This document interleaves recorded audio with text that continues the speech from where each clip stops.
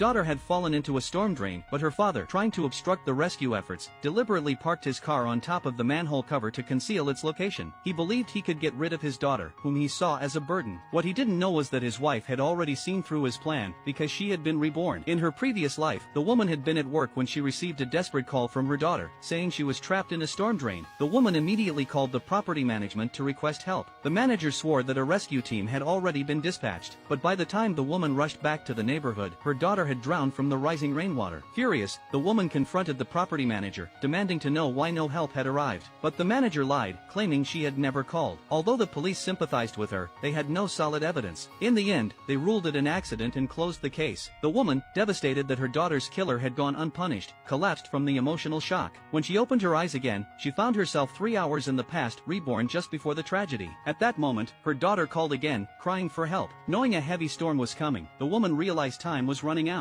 In a panic, she flagged down a taxi and rushed home. While in the cab, she called the property management again and demanded immediate action. To ensure nothing went wrong, she also contacted the city's emergency rescue team. A staff member at the property office prepared to respond, but just then, the manager arrived. When told about the situation, the manager showed a flicker of panic in his eyes. Still, she calmly dismissed the matter, claiming the manhole was sealed with a heavy lid and there was no way a child could have fallen in. It must be a prank and not worth investigating. Meanwhile, the anxious mother called again to urge them to act. The manager, annoyed, hung up on her. 10 minutes later, the rescue team arrived. However, after speaking with the property management, they were told no child had fallen into any drain. The team leader, preparing to leave, called the woman to report. She insisted she was telling the truth and that her daughter was still trapped in the drain. Her desperation convinced the team leader to check more thoroughly. But just as they were about to enter the complex, the property manager and his staff blocked the entrance, claiming they had already inspected everything and found nothing. She told the rescue team not to waste any more time. As the furious woman tried to argue with her,